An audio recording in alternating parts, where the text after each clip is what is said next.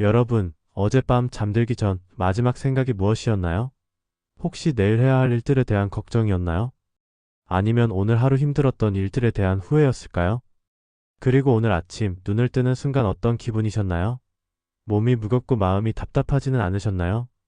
오늘도 또 하루가 시작되는구나 하며 한숨부터 나오지는 않으셨나요? 많은 사람들이 이런 무거운 마음으로 하루를 시작합니다.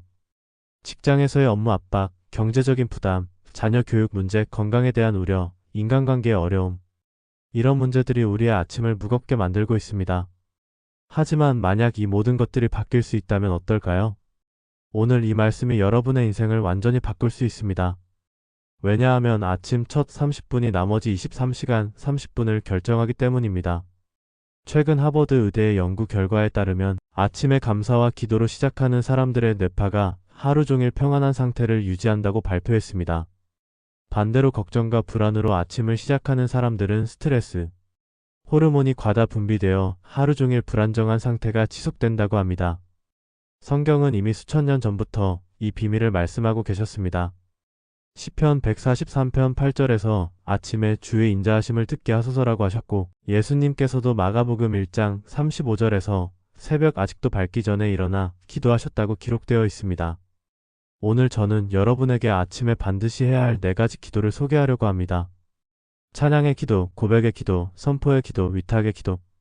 이 4가지 기도는 성경 전체에 걸쳐 나타나는 기도의 핵심입니다. 우리의 뇌는 잠에서 깨어난 후 처음 1시간 동안 가장 활발하게 정보를 받아들입니다. 이 시간을 골든 아워라고 부르는데, 이때 받아들인 정보와 감정이 하루 종일 우리의 의식과 무의식을 지배합니다. 만약 아침에 스마트폰부터 확인하며 뉴스나 SNS의 부정적인 정보를 받아들인다면 우리의 뇌는 하루 종일 그 부정적인 프레임 안에서 생각하게 됩니다. 반대로 하나님의 말씀과 찬양으로 시작한다면 우리의 뇌는 하루 종일 하나님의 관점에서 모든 것을 바라보게 됩니다. 먼저 찬양의 기도에 대해 말씀드리겠습니다. 서울 강남의 55세 박현진 집사님은 대기업 임원으로 성공한 삶을 살고 계셨습니다. 연봉 2억 원의 강남의 아파트, 외제차까지 모든 것을 다 가진 것처럼 보였습니다. 하지만 마음 깊은 곳에는 항상 공허함이 있었습니다. 매일 아침 6시에 일어나 출근 준비를 하는 것이 기계적이었습니다. 샤워를 하면서도 오늘 또 무슨 일이 생길까 걱정이 앞서고, 아침 식사를 하면서도 회사에서 있을 회의와 업무들 때문에 스트레스를 받았습니다. 저녁에는 동료들과 술자리가 거의 매일 있었습니다. 업무 스트레스를 풀기 위해서라고 했지만 실제로는 집에 가서 아내와 아이들을 마주하는 것조차 부담스러웠습니다. 박 집사님은 자주 이런 생각을 했습니다. 내가 정말 행복한 걸까? 이렇게 살다가 죽는 게 인생의 전부일까? 하나님은 정말 살아계실까? 특히 어려웠던 것은 회사에서의 인간관계였습니다. 임원이라는 위치 때문에 진심으로 다가올 수 있는 사람이 없었습니다. 부하 직원들은 눈치를 보고, 동료들은 경쟁 상대였고, 상급자들은 항상 압박을 가했습니다. 집에서도 마찬가지였습니다. 아내는 당신은 돈만 벌어오는 기계 같아요 라고 말했고, 고등학생인 큰딸과 중학생인 아들은 아빠와의 대화를 피했습니다. 가족이 함께 식사를 해도 각자 스마트폰만 보고 있는 상황이 일상이었습니다. 어느 날 새벽 예배에서 목사님이 시편 100편 말씀을 전해주셨습니다. 기쁨으로 여호와를 섬기며 노래하면서 그의 앞에 나아갈지어다. 여호와께서 우리 하나님이신 줄 알지어다. 목사님께서는 이 말씀을 통해 진정한 기쁨은 하나님을 찬양할 때 온다고 말씀하셨습니다. 우리가 환경을 보고 기뻐하는 것이 아니라 하나님을 바라보고 찬양할 때 참된 기쁨이 온다고 하셨습니다. 성공한 것 같아도 마음이 공허한 이유는 하나님을 향한 찬양이 없기 때문입니다. 찬양은 우리의 시선을 환경에서 하나님께로 돌려주는 신앙의 스위치입니다. 그날 밤 박 집사님은 결단했습니다. 내일 아침부터 찬양으로 하루를 시작하겠다고 말입니다. 첫날 아침 알람이 6시에 울렸습니다. 평소라면 알람을 끄고 침대에서 몇 분 더 누워 있었을 텐데 이날은 바로 일어났습니다. 그리고 큰 소리로 외쳤습니다. 할렐루야. 오늘도 주님께서 생명을 주셨네. 처음에는 정말 어색했습니다. 55세 중년 남자가 이런 소리를 지른다는 것이 어색하고 민망하기까지 했습니다. 하지만 목사님께서 찬양은 감정이 아니라 믿음의 선택이라고 하신 말씀을 기억하며 계속했습니다. 세수를 하면서도 주님의 은혜로 깨끗해지네. 라고 말했습니다. 옷을 입으면서는 주님의 사랑으로 입혀주시네. 라고 고백했습니다. 아침 식사를 하면서는 주님의 공급하심으로 배부르네. 라고 감사했습니다. 첫 주에는 가족들이 이상하게 쳐다봤습니다. 아내는 당신 무슨 일 있어요? 라고 물었고 아이들은 아빠 괜찮아? 라고 걱정했습니다. 하지만 박 집사님은 포기하지 않았습니다. 신기하게도 일주일 후부터 변화가 시작되었습니다. 출근길이 기다려지기 시작했고 직장에서도 동료들이 박 집사님이 요즘 밝아지셨네요 라고 말할 정도였습니다. 2주 후에는 더 구체적인 변화가 나타났습니다. 회의에서도 예전처럼 짜증을 내지 않았고 부하 직원들과의 관계도 부드러워졌습니다. 무엇보다 스트레스를 받는 상황에서도 마음의 여유가 생겼습니다. 한 달 후에는 더 놀라운 일이 일어났습니다. 회사에서 해외 프로젝트 책임자로 발탁되었고 가정에서도 아내와 자녀들과의 관계가 완전히 달라졌습니다. 아내는 당신이 이렇게 밝고 따뜻한 사람이었나요? 결혼 초에도 이렇지 않았는데라고 말했고 큰딸은 아빠와 대화하는 게 재미있어졌어요 라고 했습니다. 박 집사님은 고백합니다. 찬양의 기도가 제 인생을 180도 바꿔놓았습니다. 같은 상황인데도 모든 것이 은혜로 보이기 시작했어요. 이전에는 문제만 보였는데 지금은 하나님의 선하심이 먼저 보입니다. 최근 신경과학 연구에 따르면 찬양과 감사는 우리의 뇌에서 세로토닌과 도파민을 분비시킵니다. 이 호르몬들은 자연스러운 항우울제 역할을 하며 하루 종일 긍정적인 마음 상태를 유지하게 해줍니다. 또한 찬양은 우리의 전전두엽을 활성화시켜 창의성과 문제 해결 능력을 높입니다. 이것이 찬양으로 시작하는 사람들이 직장에서 더 좋은 아이디어를 내고 인간관계에서도 지혜롭게 행동하는 이유입니다. 찬양 기도의 구체적인 방법을 알려드리겠습니다. 눈을 뜨자마자 할렐루야. 주님께서 오늘도 생명을 주셨습니다. 감사합니다. 새로운 하루를 허락해 주셨네요. 주님의 사랑으로 오늘을 시작합니다. 라고 고백하세요. 일상 속에서는 물을 마시며 생수를 주신 주님께 감사. 햇살을 보며 주님의 빛이 비춰주시네. 가족을 보며 주님께서 주신 선물들이네. 건강한 몸으로 주님께서 지켜주신 이 몸에 감사. 라고 말하세요. 그리고 구체적으로 전능하신 하나님을 찬양합니다. 사랑이 많으신 하나님을 찬양합니다. 신실하신 하나님을 찬양합니다. 지혜로우신 하나님을 찬양합니다. 은혜로우신 하나님을 찬양합니다. 라고 선언하세요. 상황별로는 좋은 일이 있을 때 하나님의 축복에 감사, 어려운 일이 있을 때 하나님의 계획을 신뢰, 평범한 하루일 때 하나님의 평강에 감사, 라고 고백하시기 바랍니다. 두 번째로 고백의 기도에 대해 말씀드리겠습니다. 인천의 45세 김미경 권사님은 20년째 같은 교회를 다니는 충실한 성도였습니다. 주일 예배는 물론이고 수요 예배, 새벽 예배까지 빠지지 않고 참석했습니다. 겉으로 보기에는 정말 모범적인 신앙인이었습니다. 하지만 김 권사님의 속마음은 늘 무거웠습니다. 가장 큰 고민은 시어머니와의 관계였습니다. 결혼한 지 20년이 되었지만 시어머니와는 한 번도 마음이 통한 적이 없었습니다. 시어머니는 항상 김 권사님의 살림을 지적하고 비교했습니다. 옆집 며느리는 어떻고 친척 며느리는 어떻다며 끊임없이 비교당했습니다. 이런 갈등이 반복되면서 김 권사님의 마음에는 점점 미움이 쌓여갔습니다. 매일 아침 시어머니 방에 문안 인사를 드릴 때마다 억지로 웃으며 어머님 안녕히 주무셨어요? 라고 말하는 자신이 위선적으로 느껴졌습니다. 속으로는 빨리 죽었으면 좋겠다는 생각까지 들 때가 있었습니다. 자녀 교육 스트레스도 만만치 않았습니다. 고등학생 큰아들은 성적이 기대에 못 미쳤고 중학생 둘째 딸은 사춘기라며 말을 잘 듣지 않았습니다. 다른 집 아이들은 다 잘하는 것 같은데 우리 아이들만 이럴까 하는 생각에 자주 화를 냈습니다. 교회에서도 문제가 있었습니다. 다른 성도들을 보면서 저 사람은 헌금도 적게 하면서 왜 저렇게 떠들어대나, 저 사람은 새벽 예배도 안 나오면서 왜 저런 대접을 받나 하는 비교의식이 생겼습니다. 더 심각한 것은 남편과의 관계였습니다. 20년 결혼 생활 동안 남편은 가정에 무관심했습니다. 회사 일만 중요하게 생각하고 집에 와서도 TV나 스마트폰만 보며 가족과의 대화를 피했습니다. 김 권사님은 혼자서 모든 가사와 육아를 담당해야 했습니다. 이런 상황이 지속되면서 김 권사님은 남편에 대한 원망이 쌓였습니다. 다른 남편들은 아내를 도와주는데 우리 남편은 왜 이럴까? 결혼을 잘못했나 하는 생각까지 들었습니다. 김 권사님은 이런 자신의 모습이 너무 싫었습니다. 20년째 교회를 다니는데 왜 이렇게 마음이 더러울까? 정말 내가 구원받은 사람이 맞나?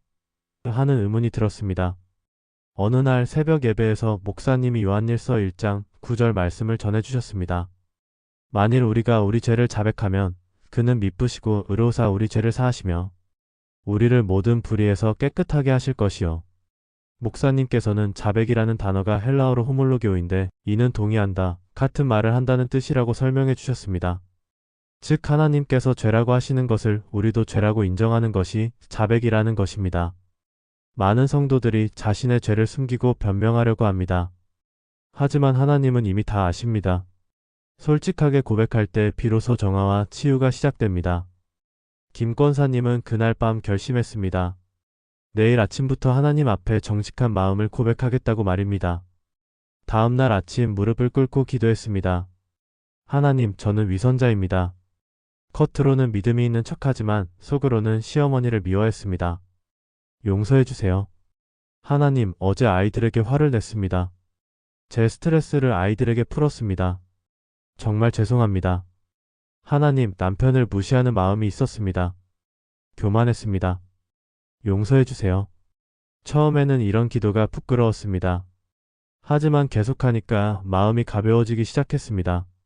일주일 후 김 권사님은 자신의 변화를 느꼈습니다. 시어머니를 대할 때도 예전처럼 속에서 끓어오르는 분노가 줄어들었습니다. 아이들에게도 좀 더 인내심을 갖게 되었습니다. 2주 후부터 놀라운 변화가 일어났습니다. 시어머니를 대할 때 진짜 마음에서 우러나는 사랑이 생겼습니다. 아이들에게도 더 인내심이 생겼고 남편과의 대화도 많아졌습니다. 가장 놀라운 것은 시어머니께서 먼저 다가와 며느리야, 내가 요즘 많이 달라진 것 같구나. 예전보다 훨씬 진실해 보여라고 말씀하신 것입니다. 3개월 후에는 더욱 놀라운 일이 일어났습니다. 남편이 먼저 여보, 내가 그동안 가정에 소홀했던 것 같아. 앞으로는 더 신경 쓸게라고 말했습니다. 아이들도 엄마의 변화를 느끼고 더 순종적으로 변했습니다. 김 권사님은 고백합니다.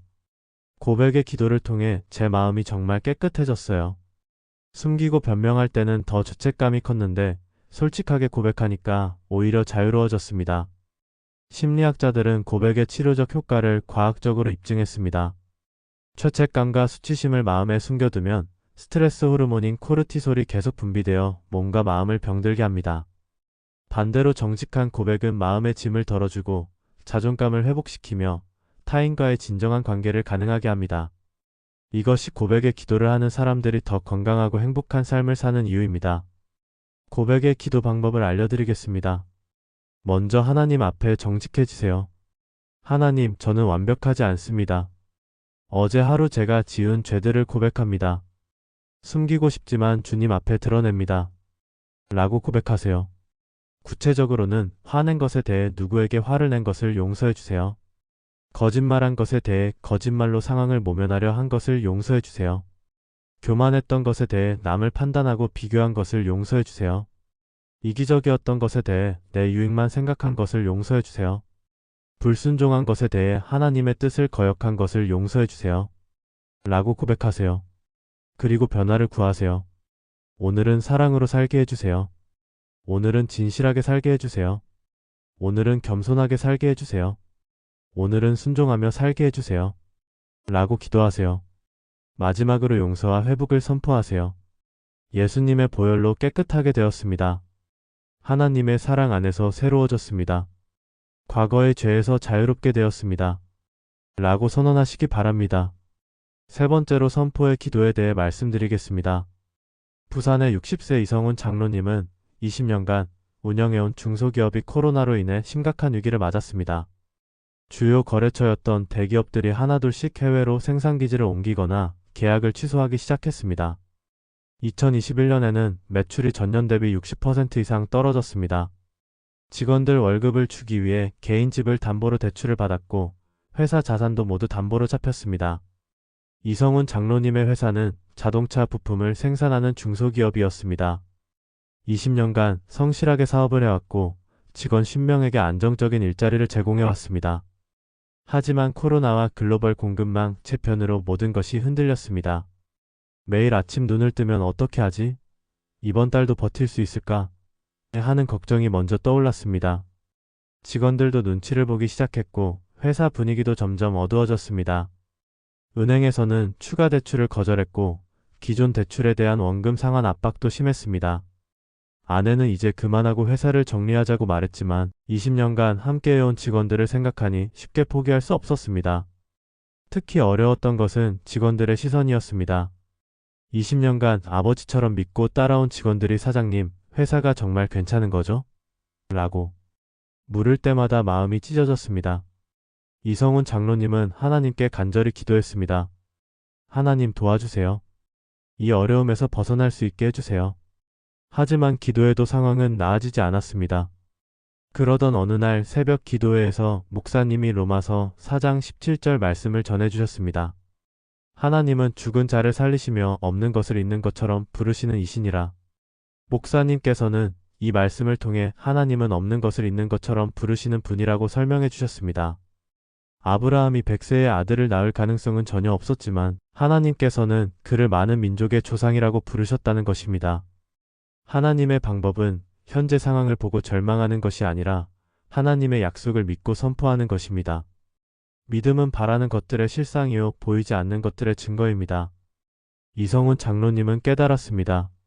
하나님은 없는 것을 있는 것처럼 부르시는 분이라면 나도 믿음으로 선포해야겠다고 말입니다. 다음 날 아침부터 선포의 기도를 시작했습니다. 하나님의 이름으로 선포합니다. 우리 회사는 망하지 않습니다. 하나님의 이름으로 선포합니다. 이번 달 월급을 줄 수 있습니다. 하나님의 이름으로 선포합니다. 새로운 거래처가 생깁니다. 하나님의 이름으로 선포합니다. 하나님께서 길을 열어주십니다. 처음에는 현실과 너무 다른 말을 하는 것 같아서 어색했습니다. 통장 잔고는 바닥나고 새로운 주문은 들어오지 않는데 이런 말을 하는 것이 허무하게 느껴졌습니다. 하지만 하나님의 말씀을 믿고 계속 선포했습니다. 한개월이 지나도 상황은 별로 달라지지 않았습니다. 오히려 더 어려워졌습니다. 주요 거래처에서 완전히 계약을 끊겠다는 통보가 왔습니다. 이성훈 장로님은 흔들렸습니다. 정말 하나님이 들으시는 걸까? 하지만 목사님의 말씀을 기억했습니다. 아브라함도 25년을 기다렸습니다. 하나님의 시간은 우리의 시간과 다릅니다. 포기하지 말고 계속 선포하세요. 2개월 후 정말 기적이 일어났습니다. 전혀 예상치 못한 대기업에서 갑자기 연락이 와서 장기 계약을 제안했습니다. 그것도 기존 매출의 3배에 해당하는 규모였습니다.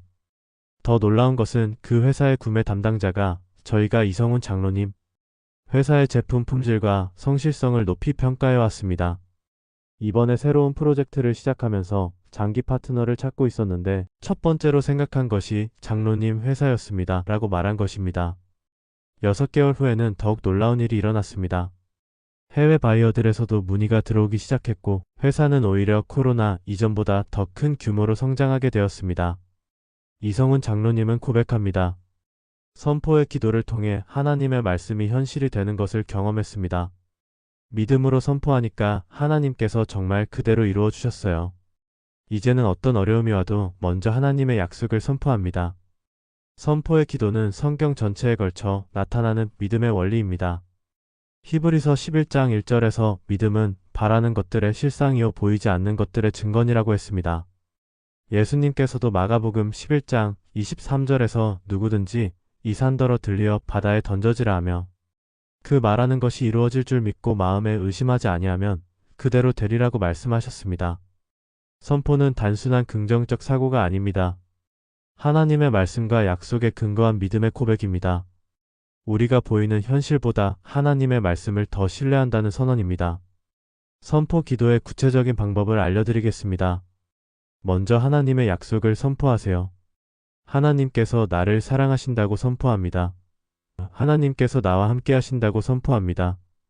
하나님께서 나를 축복하신다고 선포합니다. 하나님께서 내게 지혜를 주신다고 선포합니다. 하나님께서 나를 강하게 하신다고 선포합니다. 가정과 가족을 위해서는 우리 가정은 하나님의 사랑 안에 있습니다. 우리 자녀들은 하나님의 보호 가운데 있습니다.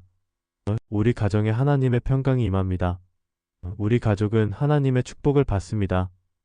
우리 가정은 하나님께 영광을 돌립니다. 라고 선포하세요. 일과 사명에 대해서는 오늘 하는 모든 일이 형통합니다. 하나님께서 오늘 좋은 기회를 주십니다. 하나님께서 오늘 좋은 사람들을 만나게 하십니다. 하나님께서 오늘 지혜와 능력을 주십니다. 오늘의 모든 일이 하나님께 영광을 돌립니다. 라고 선포하세요. 어려움에 대해서는 모든 문제는 하나님께서 해결하십니다. 모든 어려움은 하나님의 영광을 위한 것입니다. 하나님께서 모든 것을 합력하여 선을 이루십니다. 하나님의 계획은 반드시 성취됩니다. 라고 선포하시기 바랍니다. 네 번째로 위탁의 기도에 대해 말씀드리겠습니다. 광주의 50세 정은경 사모님은 25년째 목회자의 아내로 살아오고 계셨습니다. 겉으로 보기에는 모든 것이 순조로워 보였지만 정 사모님의 마음은 늘 무거웠습니다. 25년간 목회자의 아내로 살면서 모든 것을 완벽하게 해야 한다는 부담감에 시달려 왔습니다. 교회 일, 가정 일, 자녀 교육까지 모든 것을 혼자 책임져야 한다는 생각에 늘 지쳐 있었습니다. 목회자의 아내라는 위치는 생각보다 무거웠습니다. 교인들은 사모님에게 완벽함을 기대했고 조금이라도 실수를 하면 뒤에서 수근거렸습니다. 사모님이 저래서야 목사님은 좋은데 사모님이, 이런 말들이 정 사모님을 짓눌렀습니다. 특히 사춘기를 겪고 있는 막내딸과의 갈등이 심각했습니다. 22세인 막내딸 은혜는 취업도 잘 안되고 미래에 대한 불안감으로 우울증까지 앓고 있었습니다. 은혜는 자주 정 사모님에게 불만을 터뜨렸습니다. 엄마는 교회 일만 신경 쓰고 저는 관심 없어요. 다른 엄마들은 자녀 취업을 위해 발로 뛰는데 엄마는 기도만 하라고 하세요. 정 사모님은 이런 말을 들을 때마다 마음이 찢어지는 것 같았습니다. 정말 내가 딸에게 관심이 없었나? 교회 일 때문에 가정을 소홀히 했나? 하는 자책감이 들었습니다. 더 어려운 것은 남편의 목회였습니다. 교회는 성장하지 않고 교인들 간의 갈등도 많았습니다. 재정도 빠듯해서 사모님이 아르바이트까지 해야 했습니다. 남편은 목회 스트레스로 자주 우울해했고 가정에서도 무기력한 모습을 보였습니다. 이런 생활이 25년째 계속되면서 정 사모님은 몸과 마음이 모두 지쳐 있었습니다. 불면증과 두통에 시달렸고 혈압도 올라갔습니다. 병원에서는 스트레스성 질환이라고 진단했습니다. 정 사모님은 자주 이런 생각을 했습니다. 내가 언제까지 이렇게 살아야 할까? 정말 내 인생은 없는 걸까? 하나님은 나를 사랑하시는 걸까? 어느 날 새벽 묵상 시간에 마태복음 11장 28절 말씀이 마음에 강하게 다가왔습니다. 수고하고 무거운 짐 진 자들아 다 내게로 오라 내가 너희를 쉬게 하리라. 정 사모님은 깨달았습니다. 모든 것을 혼자 책임지려 했구나.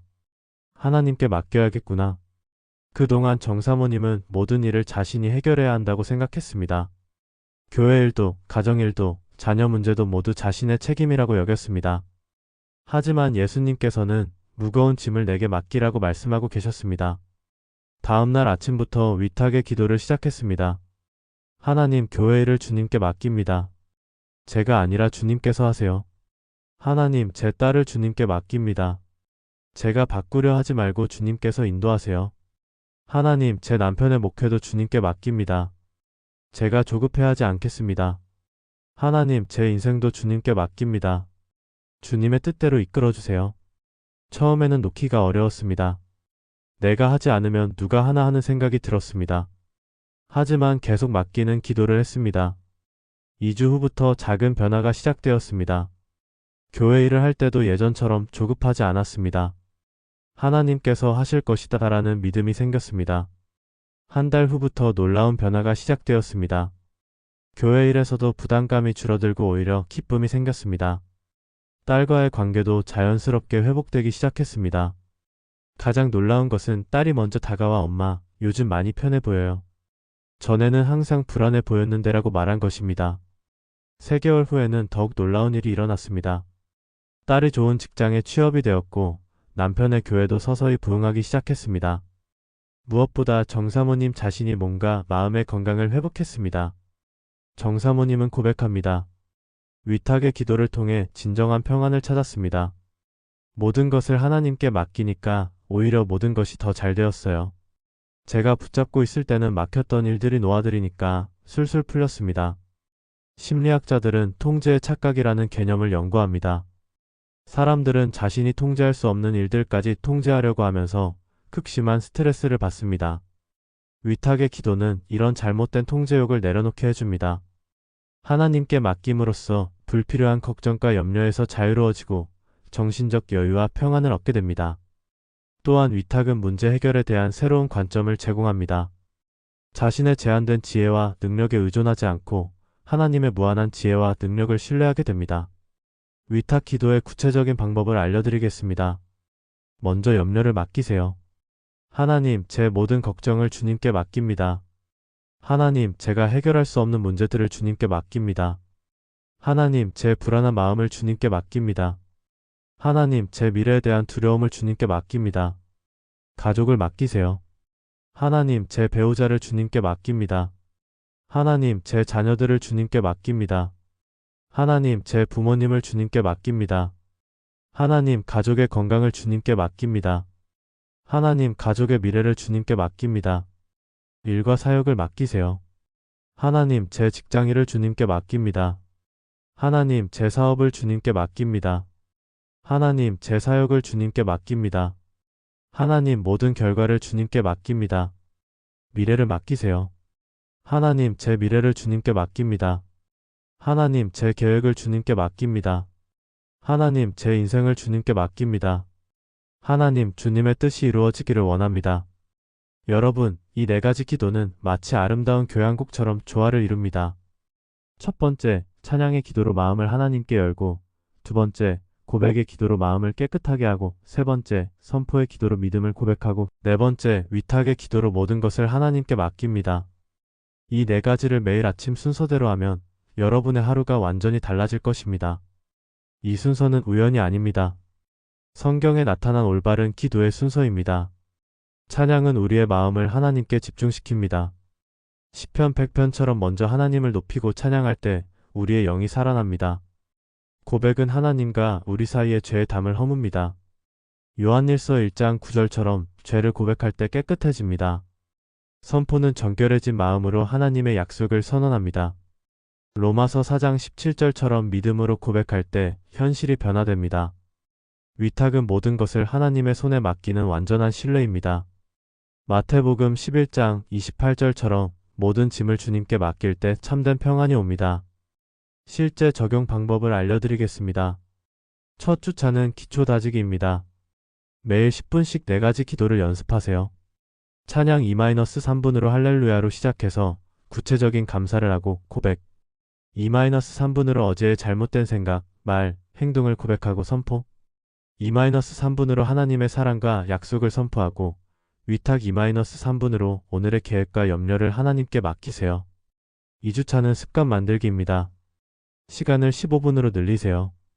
더 구체적이고 개인적인 내용을 추가하세요. 가족과 직장, 교회를 위한 기도도 포함하세요.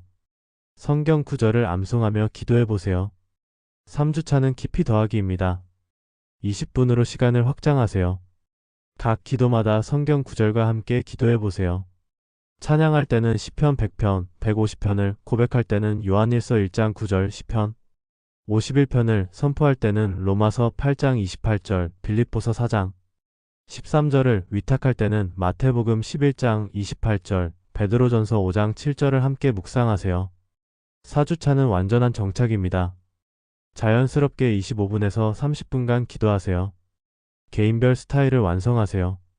하루 중 힘들 때마다 4가지 기도를 떠올리세요. 가족들과 함께하는 시간도 만들어 보세요. 지속을 위한 실용적인 팁도 알려드리겠습니다. 시간 확보를 위해서는 평소보다 30분 일찍 잠자리에 들고 스마트폰 확인을 기도 후로 미루고 출근 시간을 고려해서 기도 시간을 계획하세요. 장소 만들기 위해서는 집안에 조용한 기도 공간을 확보하고 성경과 기도 노트를 준비하고 방해받지 않을 시간대를 정하세요. 동기부여를 위해서는 기도 일지를 작성하고 변화된 내용을 기록하고 가족이나 친구와 함께 도전해보세요. 이미 수천 명이 이 4가지 아침 기도를 통해 변화를 경험했습니다. 관계 회복의 간증들을 보면 20년간 갈등하던 시어머니와 화해한 김미경 권사님, 사춘기 자녀와의 관계를 회복한 정은경 사모님, 무관심하던 남편이 먼저 대화를 시도하게 된 이선희 집사님, 직장 동료들과의 갈등을 해결한 박현진 집사님의 사례가 있습니다. 경제적 축복의 간증들도 놀랍습니다. 파산 위기에서 3배 매출 증가를 경험한 이성훈 장로님, 실직 후 더 좋은 직장에 취업한 최민수 집사님, 사업 실패 후 새로운 사업으로 성공한 김정욱 권사님, 빚을 청산하고 내 집을 마련한 윤미라 성도님의 간증이 있습니다. 건강회복의 간증들로는 만성불면증을 완치한 정은경 사모님, 우울증에서 회복한 은혜양, 고혈압이 정상화된 박현진 집사님, 스트레스성 질병이 치유된 김미경 권사님이 있습니다. 마음의 평안 간증들로는 불안장애를 극복한 서영희 집사님, 분노조절 능력이 향상된 이철수 집사님, 걱정 많던 성격이 평안으로 변화한 조은주 권사님, 미래에 대한 두려움이 해소된 강민호 집사님이 있습니다. 영적 성장 간증들은 모든 간증자에게 공통으로 나타났는데 기도에 대한 새로운 갈망, 말씀 묵상의 깊이 증가, 전도와 섬김의 열정 회복, 하나님의 음성을 듣는 민감성 향상 등입니다. 과학적 근거도 명확합니다. 스탠포드 대학교 연구팀의 2023년 연구 결과에 따르면 아침의 감사와 찬양으로 시작하는 사람들의 뇌에서는 세로토닌 분비량이 38% 증가하고 스트레스 호르몬 코르티솔이 23% 감소하고 창의성 담당 뇌 영역 활성화가 42% 증가하고 집중력과 기억력이 25% 향상되었습니다. 하버드 의대 정신건강학과의 장기 추적 연구 결과로는 우울증 발병률이 45% 감소하고 불안장애 증상이 35% 완화되고 대인관계 만족도가 52% 향상되고 삶의 만족도 종합점수가 41% 상승했습니다. UCLA 사회학과의 연구에 따르면 가정 내 갈등 빈도가 33% 감소하고 직장 내 업무 효율성이 28% 향상되고 지역사회 참여 활동이 46% 증가하고 타인을 돕는 행동 빈도가 39% 증가했습니다. 여러분, 내일 아침부터 이 4가지 기도로 하루를 시작해보세요. 첫 번째 찬양으로 할렐루야. 오늘도 주님께 감사. 두 번째 고백으로 하나님, 어제의 잘못을 용서해주세요. 세 번째 선포로 하나님의 이름으로 선포합니다. 네 번째 위탁으로 하나님 모든 것을 주님께 맡깁니다. 오늘부터 30일간 이 4가지 기도를 실천해보세요. 단 하루도 빼먹지 말고 매일 아침 30분씩 투자해보세요. 30일 후에는 여러분의 인생이 완전히 달라져 있을 것입니다. 가능하다면 가족들과 함께 해보세요. 부부가 함께, 자녀들과 함께 아침 기도로 하루를 시작한다면 여러분의 가정은 하나님의 축복으로 가득한 가정이 될 것입니다. 여러분이 속한 교회에서도 이 4가지 아침 기도를 나누어 보세요. 새벽 예배나 구역 예배에서 함께 실천한다면 교회 전체가 부흥하는 놀라운 역사를 경험하게 될 것입니다. 시편 30편 5절에서 말씀하십니다. 저녁에는 울음이 깃들릴지라도 아침에는 기쁨이 오리로다. 여러분의 아침이 하나님의 기쁨으로 가득하기를 축복합니다. 여러분의 인생이 4가지 기도를 통해 완전히 새로워지기를 기대합니다. 아침을 바꾸면 인생이 바뀝니다. 하나님께서 여러분과 여러분의 가정에 놀라운 축복을 부어주시기를 간절히 기도합니다. 이 영상이 도움이 되셨다면 좋아요와 구독 부탁드립니다. 댓글로 여러분의 기도 간증도 나눠주세요. 하나님의 놀라운 역사가 여러분의 삶에도 일어나기를 축복합니다. 아멘.